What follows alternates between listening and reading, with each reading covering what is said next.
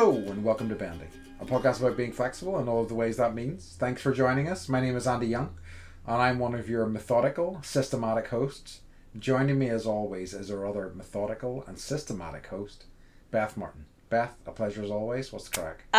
Okay, so I went to Tijuana over the weekend. We had a 3-day weekend and we're like, let's just go down. Business or pleasure? I know, right? Pleasure.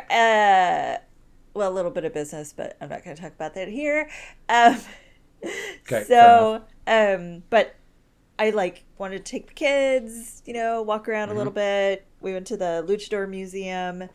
Hell I yeah. know, it was awesome. We got to see the hair wall. I bet you they dug it. They did. Yeah. And they traded out the bar. So it's like this museum, it's like the only, we've talked about it a little bit, but it's the only luchador museum in all of Mexico. And it's like a private collection. So this person, I don't know if they're male or female, but they have like millions and millions of dollars worth of luchador paraphernalia and costumes and ones that have clearly been worn in the ring and they're ripped apart and it's something. So but that's the top floor. The bottom floor has rotating toy exhibits, basically. Toy collections and things like that. Last time I saw, it was like a Barbie collection. This one was Star Wars Legos. Ooh. I know. They were epic. That's nice. Yeah. They were epic. They even had the Death Star, and each room had a version of what was going on with Darth Vader. So one of the rooms, he's nice. dying and he doesn't have his mask on. You're like, yes, this is cool. Nice. I also did the thing that I told you should have done, but you were like, nah, which was to go to the Hotel de Caesar or Caesar Hotel and eat the Caesar salad. Yes, that they make there. So it was so fucking cool. They bring this cart over to your table and they make it at the table from scratch and by hand, and they're like, I'm doing this. Then they mix it up in a bowl and then they mix it with whatever protein, and it was so fucking cool. Do you get to choose your protein? I take it. Yeah, and it's it's so cheap too because things are cheaper in Mexico. So I know. So you didn't get Caesar salad table service. You fool! You were right there. I'm not a rube like you, Beth, who falls into these tourist traps. But it's supposedly where this guy Caesar actually invented the salad, and they've got a statue out in front, and they actually put romaine lettuce on the bowl that he's holding every day. Yes, I did see that. So it was that was a highlight. Good. No, I'm glad. I think that I had very limited time, and I was like, I don't really, and also because I felt like if I go and get Caesar salad, I might get they might give me chicken Caesar salad, and it wasn't even me at that point, so I was like, so I was like, I just want to eat some Mexican food while I'm here, but it is Mexican maybe food. Next time it is. Oh, well, yeah, I guess. Right, anyway, so I'm just occasionally I like to say, Andy, you were wrong, and that's fair. Today is one of those days. It does happen every now and again. Very rarely, but very rarely, yeah. What's the crack with you? It's not. It can't be anything more exciting than what I just told you. It's definitely not going to be anything more exciting than this. So I'm going to tell you something, and I forbid you not to be mad about it. And I don't often forbid you being mad about stuff, but I know that you will be when I tell you this. It was my birthday yesterday. What did I just say? What the fuck? Oh my god. Okay. I am taking a moment right now to put you on the fucking calendar. Okay, fair enough. Oh my god, Andy! See, hey, what did I just? What was my edit? You're not. Yeah. Don't be mad. It's fine. I don't care. It's my mother-in-law's birthday. Of course, I should remember this. Is that interesting? Oh yeah, I mean there you go. Well, you didn't turn 75, did you? In esteem, not that I'm aware of. Though I have had friends going, "So what did you turn 50?" And I'm like, I wish. No, 46, sadly. Still some years to go. You're the worst friend ever. But yeah. Are you ever gonna forgive me? No, I don't care. I couldn't care. I honestly. So it's such a. I find it such a mixed bag. I find birthdays, just weird reminders of I don't know, a load of crap. And I also when people send me happy birthday messages, most of what my reaction to that is guilt that I have forgotten to send them happy birthday messages on their birthday. It's not, oh, this person's thinking of me. It's like, fuck. Yes. You know? I feel I just like feel stressed. And, yes. Yeah. If you're gonna do it, like do it the way that I heard Pee Wee Herman would send like these amazing paragraphs, you know, to people, and thus everybody was like, he always sent the best birthday messages. So if you're not gonna, don't bother unless you're gonna like make it memorable. I think that like if my opinion on birthdays has always been in the past that if you know, I can't believe if it's important to you. I think we've talked about this recently. Birthday, you know, Andy. I'm mad at myself. I'm not mad at you. Yeah, but that's what I didn't want you to. I didn't think you were going to be mad at me. I thought you were going to be mad at yourself. That's what I was forgetting. Because I don't care. I know. And like as also anybody that wish me happy birthday, I was like, oh, for fuck's sake. Anyway, so like you know it's fine, but I just find them to be a bit of a mixed bag. I find that like I find that they're not great mental health days for me, just because it's this weird liminal day and everybody's like, well, what are you doing? You know, for your birthday and whatever. And I'm like, you're like just nothing. I'm going to go home and cry. Yes, I'm going to go home and have a cry. Thank you very much. Like I did because you know I love going to the movies, so I did get out of the movies and I went to see the most recent Mission Impossible film which came out the weekend. It was, you know, pretty good, better than the last one. I thought. Like I think that the first hour is just a lot of fucking shoe leather to get like to like explain where they're going and what they're doing, and it feels like they could have made some heavy cuts there. There's a lot of montages from like past films, and I'm just like, oh okay, again. There are a lot of films. So we watched the first one last night. Yep. And it's hard to explain like Mission Impossible to the kids, and I'm like, you never know who's the bad guy, and everyone's ripping their faces off, and you know like, but then I looked and I'm like, this is like number like 9 or 10.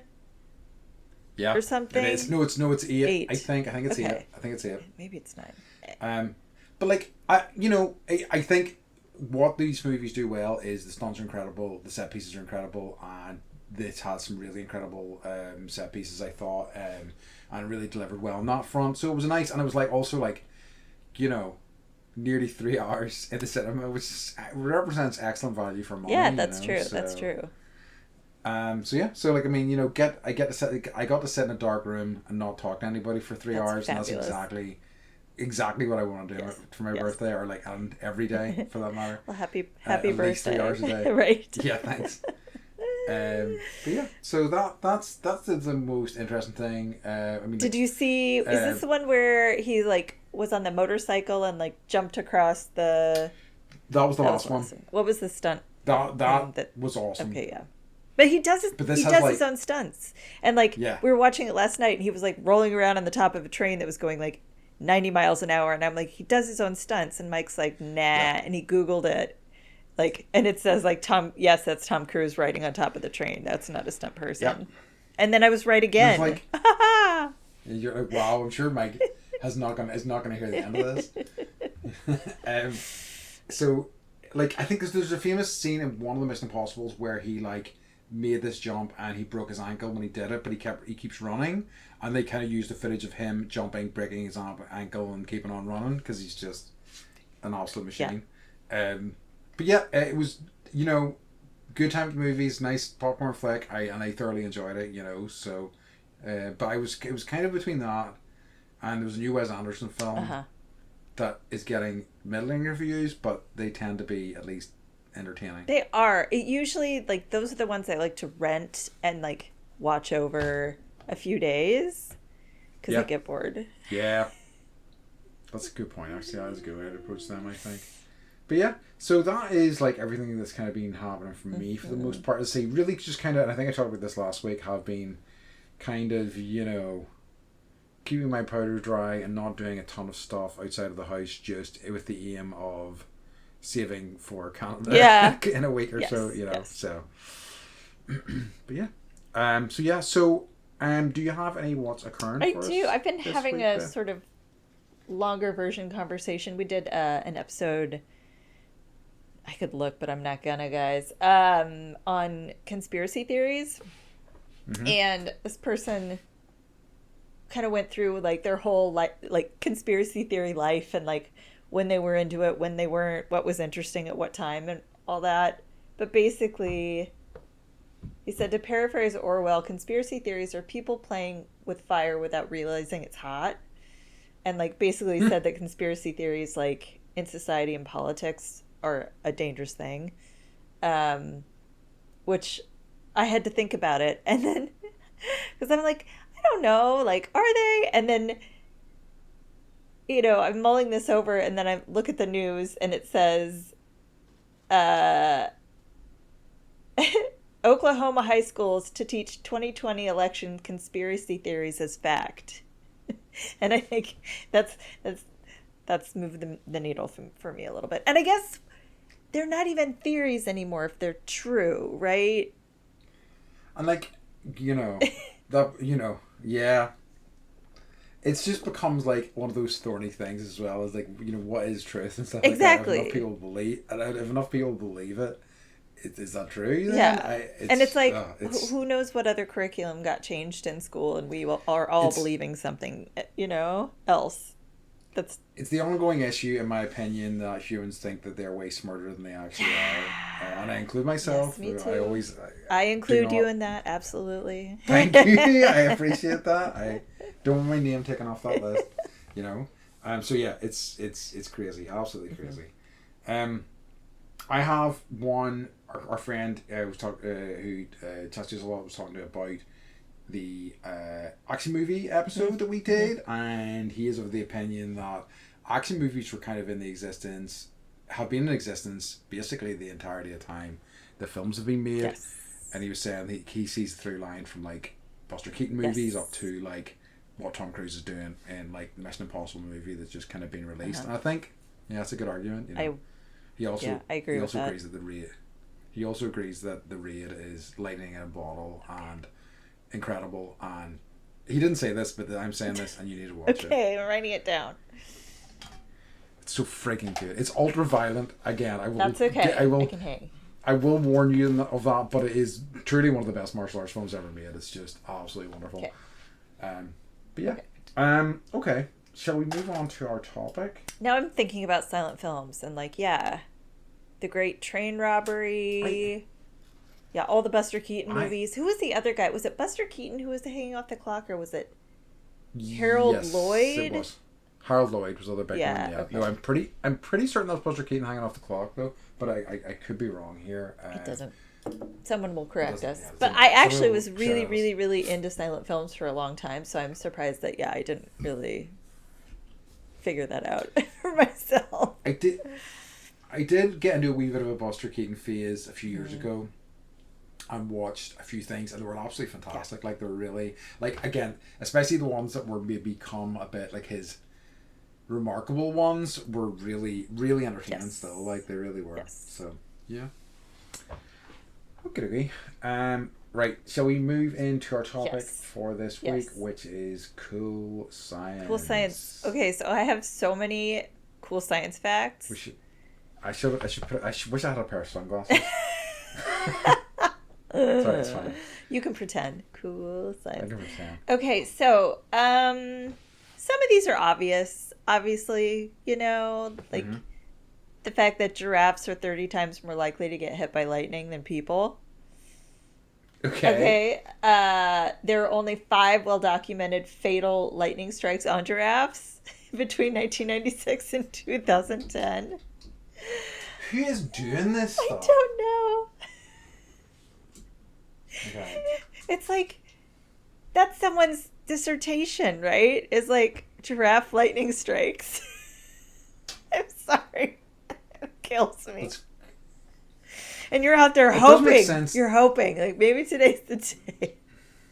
They are significantly closer to the lightning. So yeah. It makes sense. Yeah. You know, it's like standing in a... This is why you don't play golf, right? You're standing in a field and like you're waving around a metal stick. And we don't have a lot of trees in our area. I don't even do that if I'm golfing. I'm just like hoping. I'm like, come on. Today's the day. Yeah. So I'm just going to kind of You can jump in with what things you find interesting, and I will tell you things that you never wanted to know ever. This is fascinating because this is not. Whenever Beth suggested this assignment, this is not how I thought about it at all. So what I have is like I'm more like I've been thinking about. You eggheaded it, didn't you? Yeah, I eggheaded it. So I was thinking about interesting. Like I was thinking about like quantum computing. Okay, no. I was thinking about AI and things like that. But which we can also talk about. Those things. So boring. I know, so boring. I don't know, not entirely boring. One of the things I wanted to talk about was, I think I've mentioned this book on the podcast before, which is, so Michio Kaku he's a physicist of renown, and has written a number of different books. Wrote a book called Physics of the Impossible, and he talked about the physics behind sci-fi concepts. So, for example, shields, teleporters, warp drives. What was the first thing like you that. said? Shields? Shields is in like energy shields. Gotcha. Like for, the Enterprise has like an energy shield or whatever, and it was so interesting because he really did break it down, and then he kind of gave them a rating at the end in terms of like which of these are probable, which of these are highly unlikely, and so on and so forth. Mm-hmm. But it was a very interesting book. I think, one of the ones I remember being quite surprised at was that the theory behind warp travel is there's a pretty concrete idea of how that might work. It's just enormously complex in terms of how they would actually do it, and it's probably quite a while away from actually being properly discovered. But there is enough science that says that it essentially it's probable. It's about creating a bubble around the items so that you're moving. You don't get outside of space time. Yeah. So you're not constrained by its laws, essentially. And you don't, turn into a pancake. Yeah, exactly. Yeah. Exactly. I've never considered whether or not like warp travel would be a thing. Or would the stars even look like that, right? Like, what are the... Yeah, if it wasn't past. Yeah. And then, like, seeing all the movies, and it's like, you end your warp journey, and then, oh no, you're in, like, a field of asteroids, and it's a scary thing. Space, in general, is scary for me to think about, so I don't know how I feel about warp travel. But there's that whole thing about, like, with asteroid fields, because they talk about the fact that in actual asteroid fields, the way you think about asteroid fields, I mean, like, if I think about asteroid fields, I think about, like, Empire Strikes Back, and I think about Han Solo, like, piloting through. Yes. But apparently in actual asteroid fields, the distance between asteroids is so great that it would have caused him no trouble whatsoever.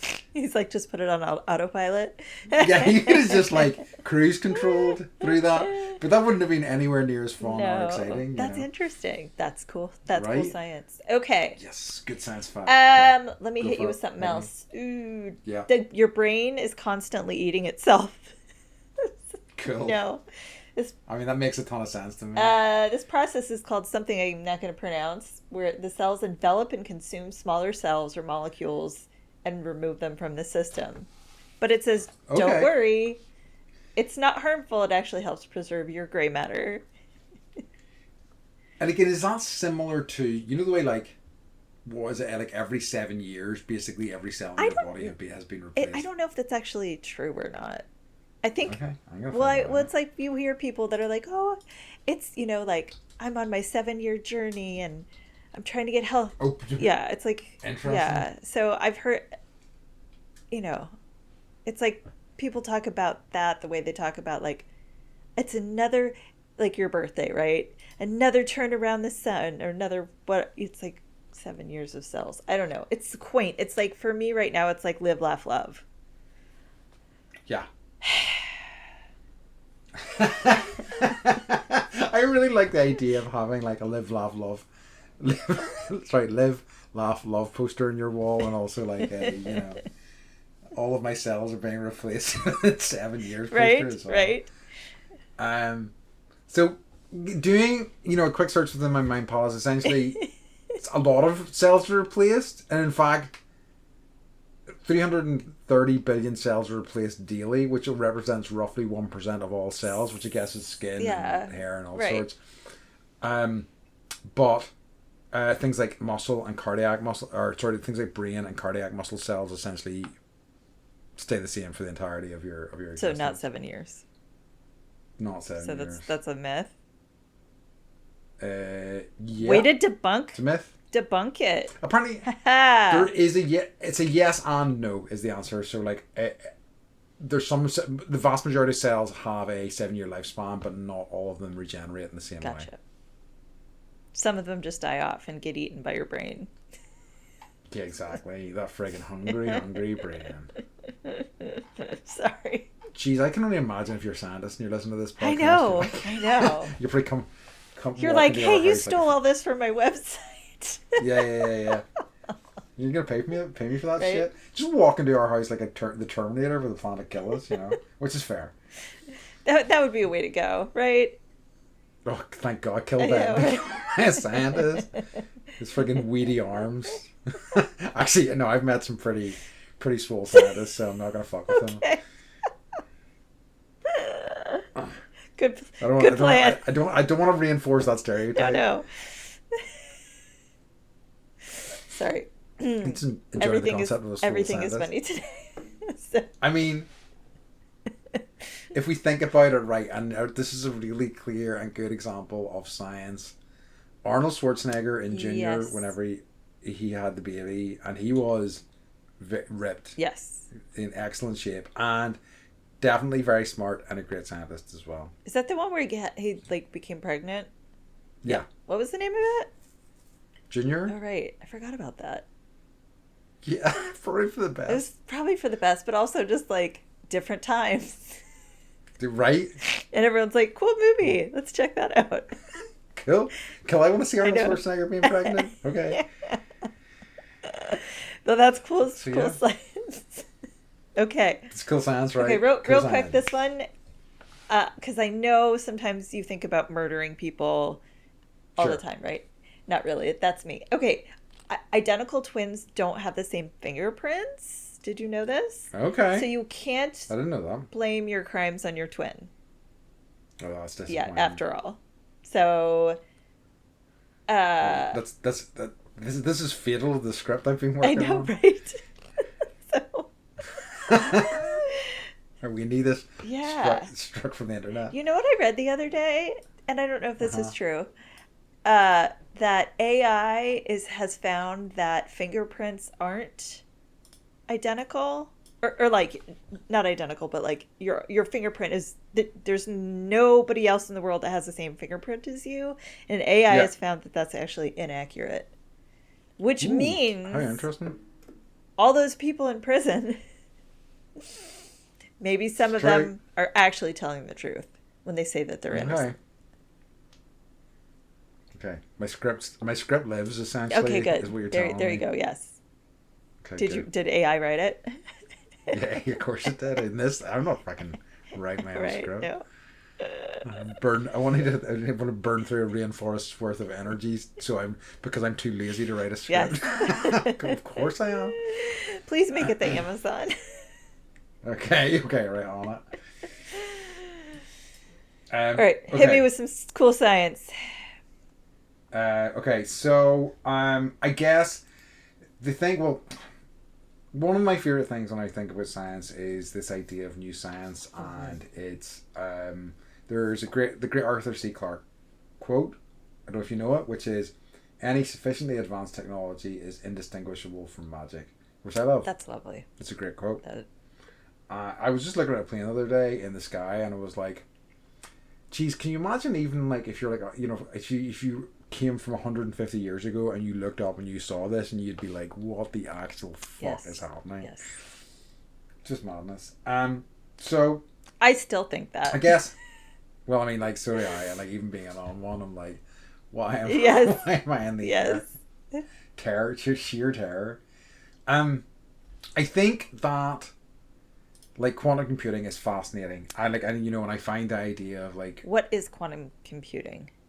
So it is quantum entanglement. No. Okay. I Right. mean, So probably, but please refresh my strong brain. The idea of like there's been a while since I've kind of read about this, so this is maybe a bit of a hodge, but essentially, if you entangle two particles and you move them anywhere in the galaxy, is the theory behind it. If you if you put a charge or whatever through one of these particles, the other particle will also respond to that. Even though they're separated now? Yes, oh, interesting. Because they are connected at a quantum level.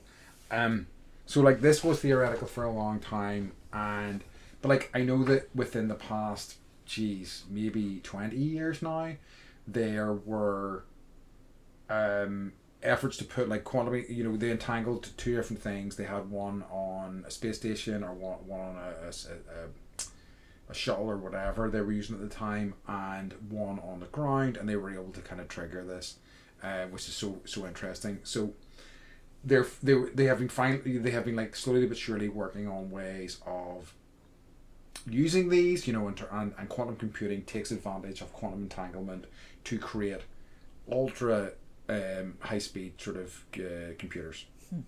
In terms of like the work they can do for like research and like all sorts of different things is kind of, especially for science, is kind of unfathomable compared to like the limits we kind of hit with like silicon chips and things like that. I feel like we're heading towards time travel.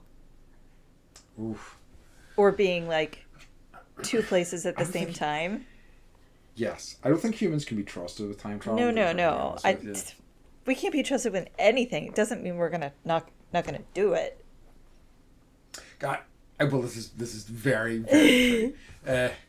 Can I also say that, so anybody who like has heard my explanation of quantum entanglement / computing and wants to add more to that or wants to correct me, please let me know, because it's something that I know a little about, but like I am curious to learn more.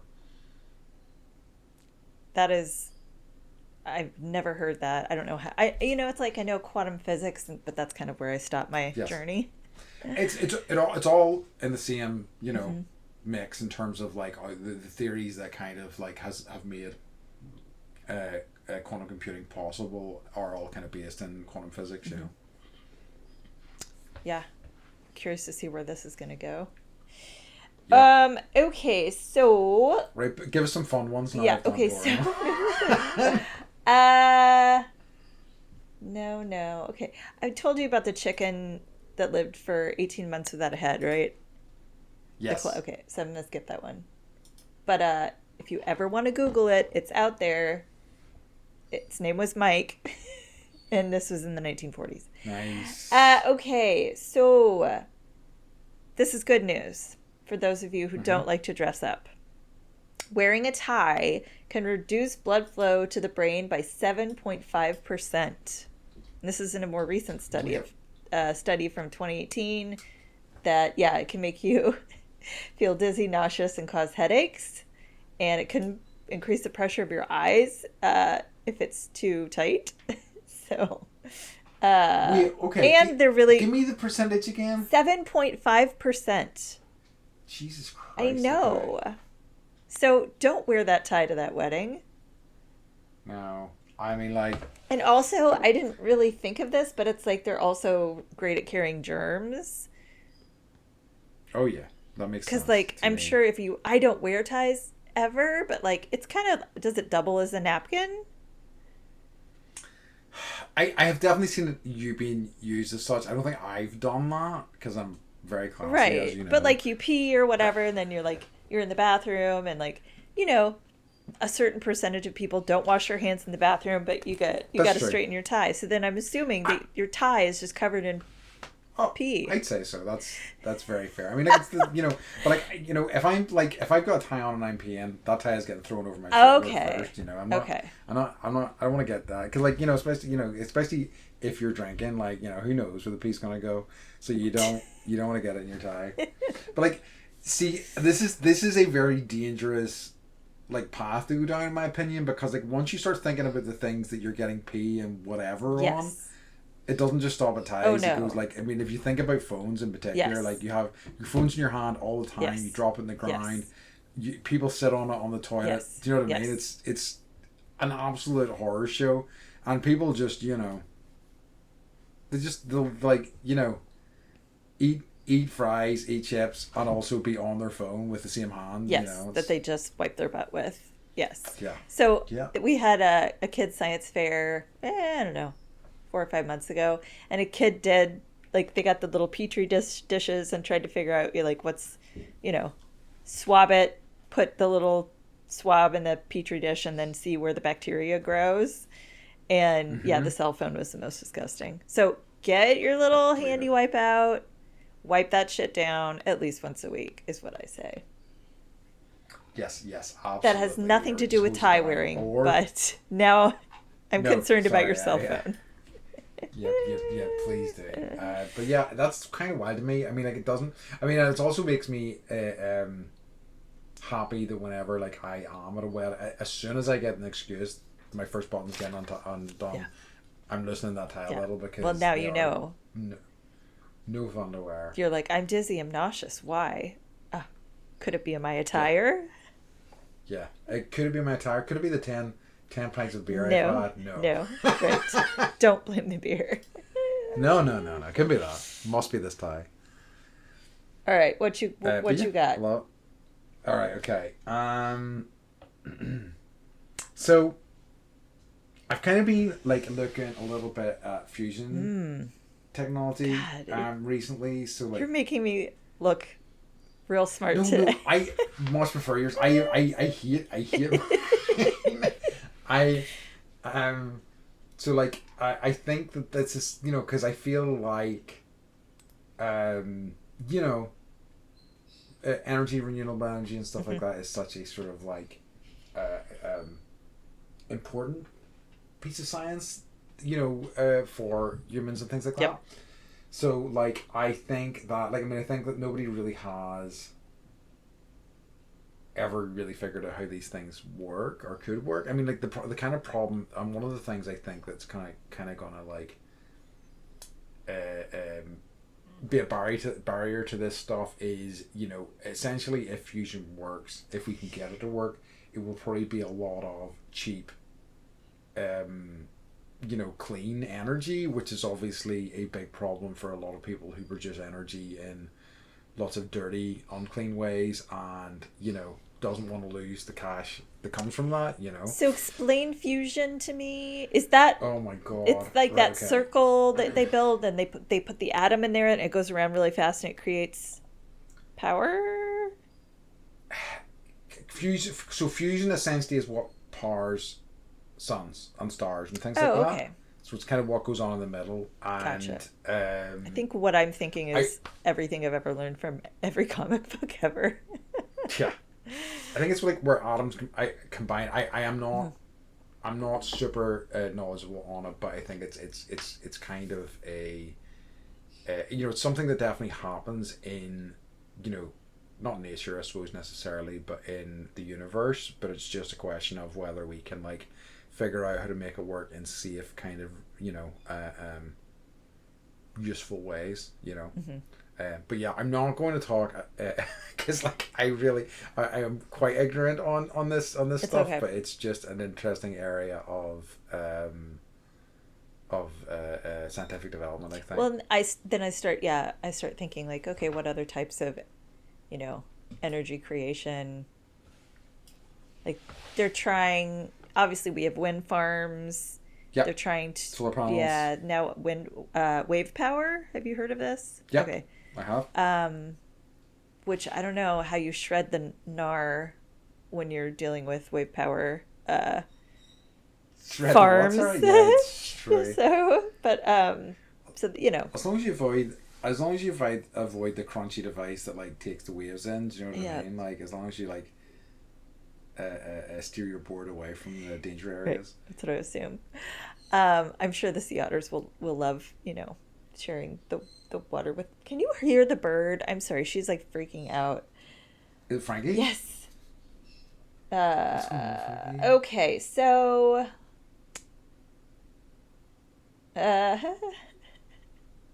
Well, yeah. Okay. Okay, this is conspiracy theory related. It says that NASA genuinely faked part of the moon landing.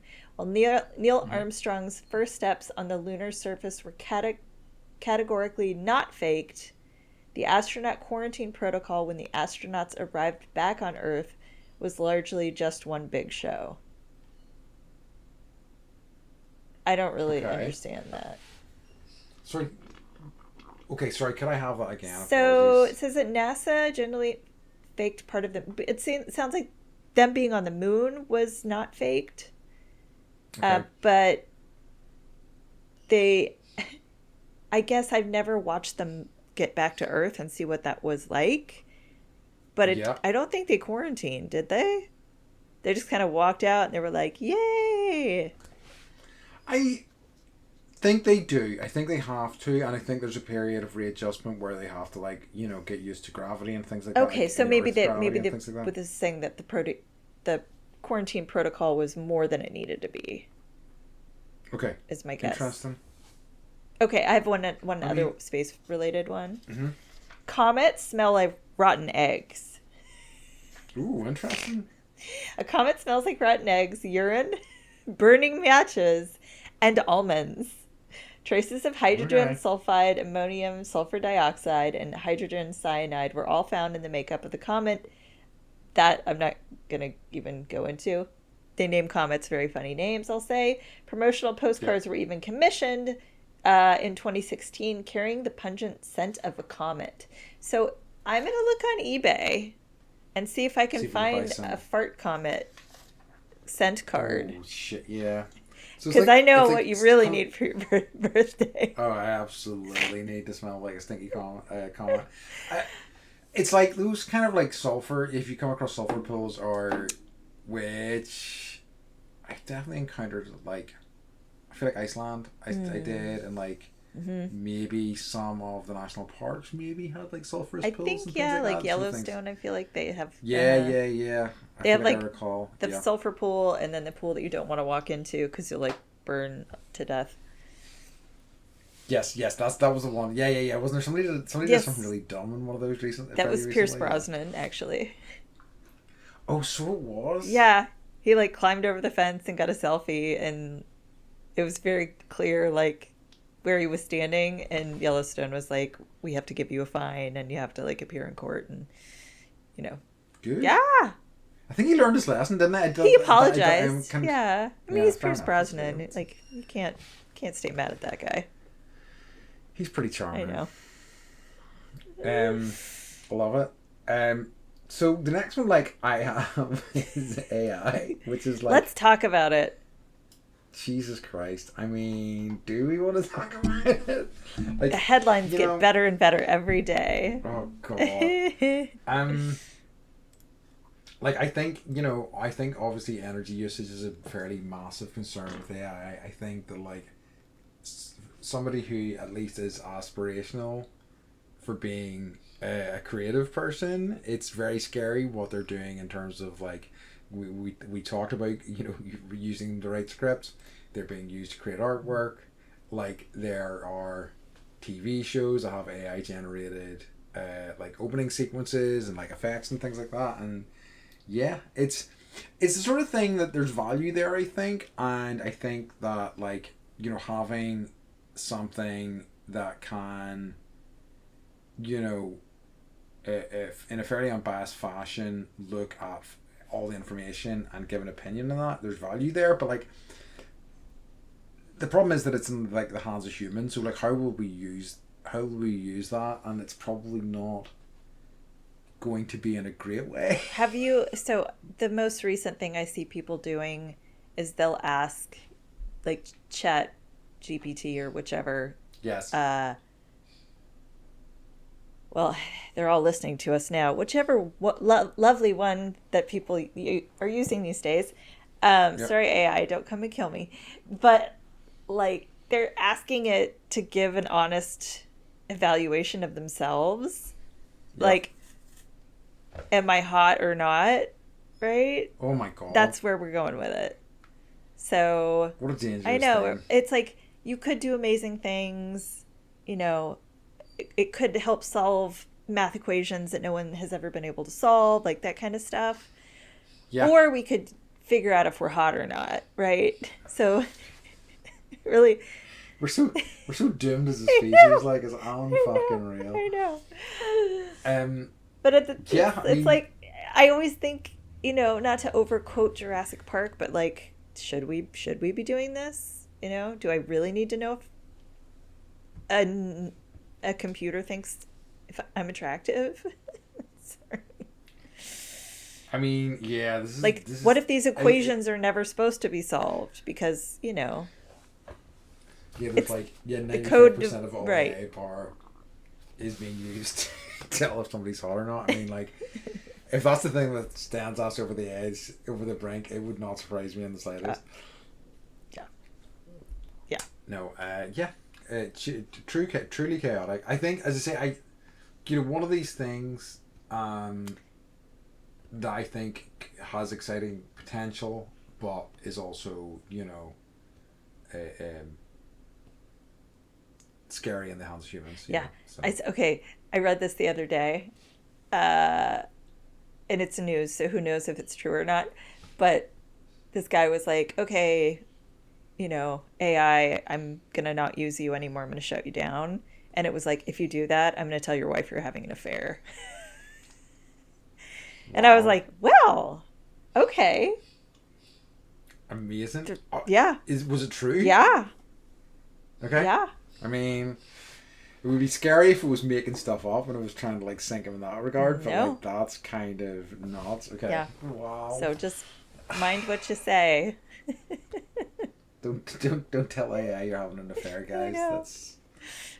Don't enlist it in helping you do nefarious things, maybe. Yeah. But yeah. It's a good one. It's okay. I think it's one I think about all the time. I think about AI like on the daily now. Oh, absolutely. I mean, it's been rammed down our throats constantly.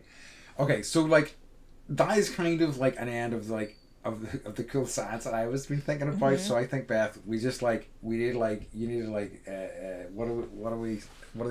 Americans say? Back cleanup? Yeah. Is that what baseball? Yes. Yeah. Okay. No, actually. Just with fun stuff. Yeah. No. You can actually die laughing. Ooh, a number of people have apparently it can cause a heart attack or suffocation. Jeez Louise. I know. I actually think these facts are from the UK. So chainsaws were invented for childbirth. It was developed in Scotland to help aid and speed up the process of widening the pubic cartilage and removing disease-laden bone during childbirth. What? It wasn't until why does that need to be sped up? the 20th century that we started using chainsaws for wood chopping. Wild shit. I know. Some guy was like, I'm going to invent this. And everyone else was like, good idea. That'll help. I mean, it feels like, very much male-led science. I was like, hey, it'd be great. Let's just chainsaw this woman open. You know who we shouldn't talk to before we come up with this plan? Any woman at all. And don't even ask her if that's what she wants or not, No, don't ask her if that's what she wants. We know what's best because we're doctors, clearly. Right. Yeah, so that's I like it. Okay, so this is a UK statistic, but wind turbines kill between 10,000 and 100,000 birds each year. Jesus. Interestingly enough, painting one of the blades of a wind turbine black can reduce bird deaths by over 70%. You guys have don't you have wind turbines? Yeah, we do. Mm-hmm. Are any of them painted black? I don't believe you so. You have to. This is your calling. All right. Okay. I'm on it. I know you might be a little afraid of heights, but you gotta get some paint. That's true. Put your Banksy clothes on. Go out in the cover of darkness. And save the birds. Just get one of those kind of human fly costumes. Yeah. Mm-hmm. Little jetpack. I mean, it would make me really dizzy. I mean, I guess they would not. Would they turn off for me? That's a question. There's only one way to find out. I guess so. That's a lot of birds. It's a lot of birds. That's a scary amount of like birds. The turbines don't move very fast, so I can't quite figure. They don't. I can't quite figure that out. I wonder if they. Oh no, I don't want to think about it too much because I'm sure it'd be grim. I wonder if they. I was going to say I wonder if they get into the mechanisms or whatever, but yeah, let's not. Let's not. Let's not go down this path too much. All right, what else you got? Okay. Okay. 1 in 18 people have a third nipple.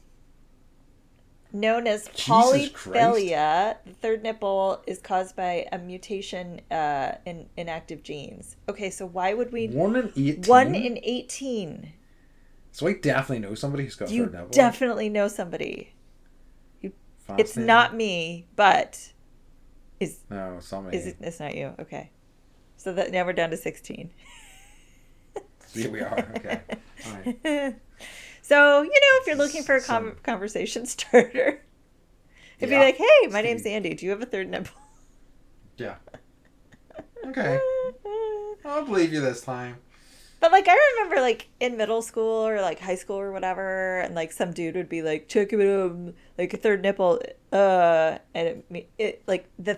the lore is that, you have more of a sex drive if you have a third nipple, but I'm like, no. Oh, God. What's the evolutionary...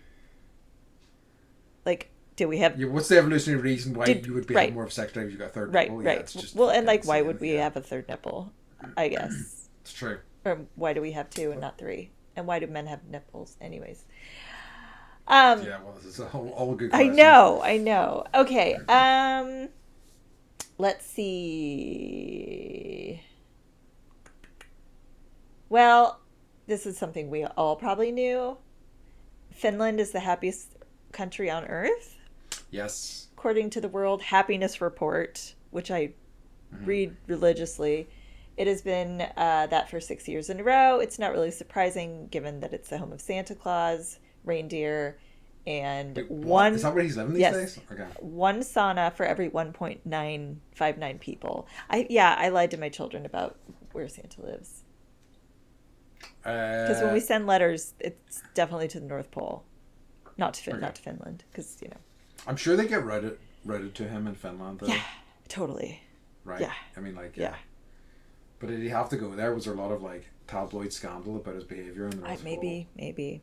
And they moved. They just made too many movies starring Kurt Russell, and it's fair. Yeah. And he needed a fresh start. He did. But okay. One sauna for every 1.59 people. I am on board for that. Me too. To be honest with you, me too. Living that sauna life, they're also a country that, as far as I recall, have very high taxation, but also their elderly are well looked after. The unemployed are well looked after. There's good health service, etc., etc. And it's and obviously that's scary for a lot of private businesses. Right. It's just why we don't have it elsewhere, because happy people who are healthy, they don't buy shit. They don't need medical care, expensive medical care. So it's I don't know, when the kids have any kind of boo-boo, even if it's not bloody, it's you put a Band-Aid on it and you get 10 kisses or whatever, and that is that is better than magic medicine. But I don't know, I don't feel well, I'm gonna go sit in the sauna. I had a hard day, I'm gonna go sit in the sauna. It's just the salve and the balm of that just sounds amazing. Yeah. Absolutely. I know. I mean, and I do always love a sauna, and it is.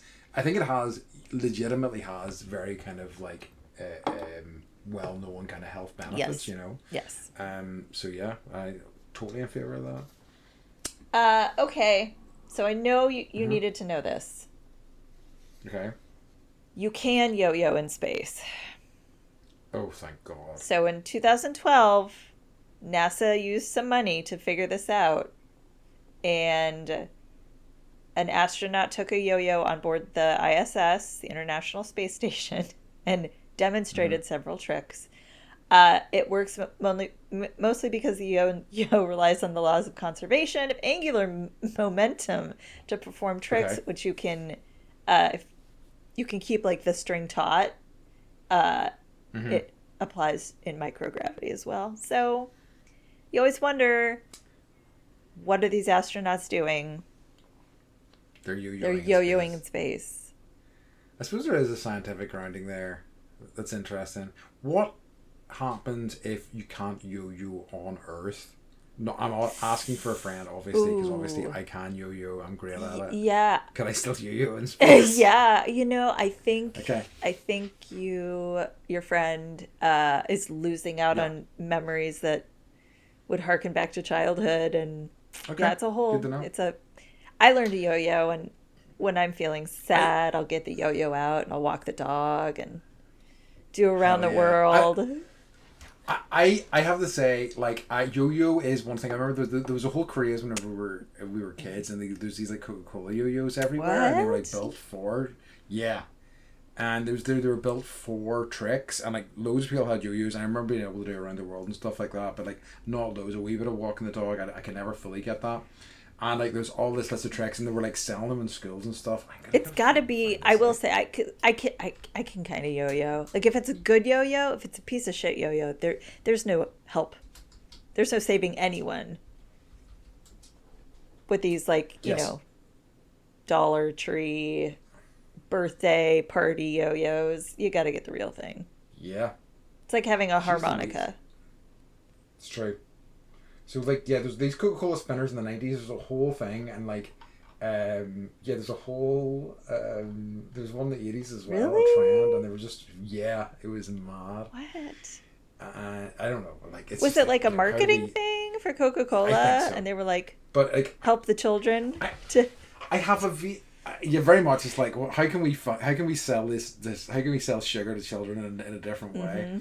And I kind of have a memory of somebody coming to the school and showing us yo-yo tricks, but like I don't know whether that's I don't know whether I've seen a film and I'm kind of like put that into my own brain or not. But I have a vague memory of this. Again, if anybody out here remembers this, especially folks in the UK, if you want to kind of let me know, that would be helpful. If you're crazy or not. So the thing, yes, that was so. I'm good at yo-yos, but I cannot throw a frisbee to save my life. I just can't. Really? I just can't. I don't know. I can throw a ball okay, but like I just can't throw a frisbee, and I don't know whether. And I know the technique, and people have been like, here's how you throw it, and I'm like, they show me how to do it. I do it that way, and the frisbee just goes bloop, and just goes like about a meter if I'm lucky, meter or two if I'm lucky, and I just can't throw it. Can you catch it? Yeah. Okay. Sometimes. Sometimes. Your voice goes, what? If the throw's good, all right, I'm gonna catch that. I'm gonna catch that frisbee, no problems. All right. It's just outputting frisbees is my issue. Okay, this is me and poop. All right. Somebody has been constipated for 45 days. Oh God, what a fucking nightmare. In 2013, an unfortunate woman had to undergo surgery to remove a fecal mass as large as a football. Jesus Christ. Absolutely wild. Yeah. I got nothing. I can't. That's one that we probably didn't need to know, but I read it out loud anyway. Amazing. I'm trying to end on like, oh, okay, this is weird. Do you have a good one? Do you have a good one? And we'll maybe... I do. Okay, this is weird. Okay. This is weird. Platypuses sweat milk. Whoa. This is because it doesn't have teats. Milk appears as sweat on platypuses, platypi, but it's an aquatic mammal, so it doesn't actually sweat at all. That's gross. I see. And what does it taste like? That's the next question. Have you ever had platypus sweat? So write in at home, folks. If you were please let us know. Please let us know. It feels like a very ethical form of milk. They're just a weird creature. They are. They're so strange. I'm near certain, isn't the platypi, I guess, that have like a wee kind of poison fan inside of their mouths. Yeah, the males I think have a poison. Did we see that? Did I take you there to the safari park that has the platypi? I don't think so. Okay, we have one. Yeah, they have their. down the road, 30 minutes. Next time you come, I'll take you to see some. Okay. Yeah, I think we talked about it, but we never got. They're so wiggly and adorable, and much smaller than you would assume. They're very busy and very cute, and how interesting that they sweat milk. How interesting indeed. I love it. So do you want to finish on that one, or do you have? Let's see. Let me just give it one more quick. A big finish. There might be a cure for evil. Okay. I like that one. Well, a cure for psychopathy, anyway. Psychologists argue that aspects of psychopathy, I'm sorry if I'm pronouncing this incorrect, can be cured by CBT, cognitive behavioral therapy, which is, I know, it's so bad, which is said to reduce violent offenses by those with the condition. And yeah, basically it says that it trains them to experience empathy and regret. Oh, yeah, okay. I mean, like, I am skeptical of CBT under the best of circumstances. Yeah. So I'm like, okay, cool story, bro. Cool story, bro. But, you know, I mean, you know, that would be nice if we could, like, I mean, eliminate sort of, you know, the evil acts people do to other people. But, you know, I'm not going to hold my breath. But that's interesting. Mm-hmm. Love it. I think they jumped a little far with that one, but that's okay. I think they probably did a little far. That somebody's overextending themselves. Thank you for this website that I can't remember what it is, because they had like 100 facts, and all of them were this amazing. Okay, that's good. I do like it. I must say. Nice. All right, folks. All right, so we move on to our last week's section of the episode, which is what's been bringing you joy this week. What did I write down? Joy. Down in my heart. Yay! So my child was in a school play. Yep. Which, if you're a parent, or if you got nibblings, or you get any opportunity to just like go watch children on stage, it's the cutest thing. He was Humpty Dumpty, and he was wearing this like cracked egg thing, and he was on a crutch. And he sang, he remembered all his lines, and he sang, and he was blowing me kisses the whole time. Yes. So it was just, it brought me a lot of joy to see him excited and proud of himself. And like, we brought him flowers and had a little cookie party after in his classroom. So it was just like, kids are, I don't know. It was really sweet. That sounds lovely, truly. Nice, that's a great one. I've got a few actually, because I've been rewatching. There's a show. I don't know if I've talked about it here before, because I think I was watching it before we started doing the show. But like, there's a show called Joe Pera Talks with You that I think I've talked to you about before, and it's just this nice man talking about like his life, and then it kind of takes him in kind of strange sort of tangents. But it's a really kind of lovely show with a lot of heart. Really loving that. The other thing that I important that I tell you about, because I don't think we talked about it before, is that I got a copy of a game for my birthday called Ark Nova. Ooh. I'm so excited to have a copy of it finally, and here's why I particularly wanted to tell you about it. In the game, you are building a zoo. Right? And on the cards all have Latin names for the breed and things like that, and you like, you know, so you can like build a zoo, and you can have like an expert on like a certain continent or whatever. You can have an expert on like, you know, bears or whatever, and then kind of build your kind of zoo around that. So you're like a naturalist and a gamer. Yes, there we go. But it's great, it rocks, and it's got lots of lovely pictures, and it's actually genuinely a really What's good it game. called? So it's called Ark Nova. Ark Nova. Okay. And you played on this, what do you play it on? So it's a board game. Oh, cool. But you can play it online. Is it competitive, or is it like collaborative? Competitive. Okay.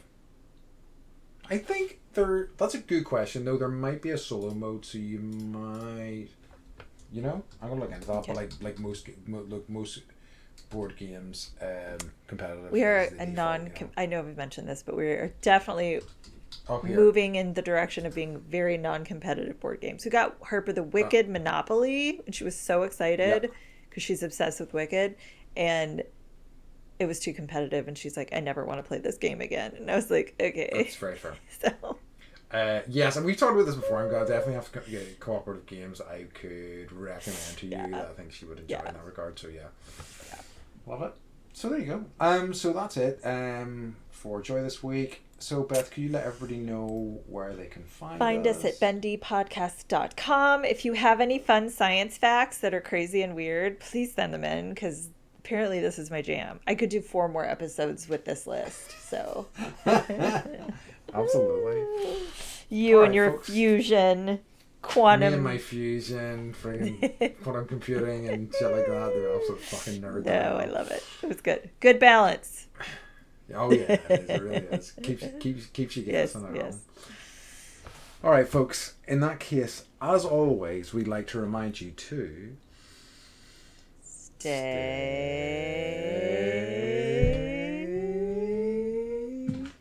bendy.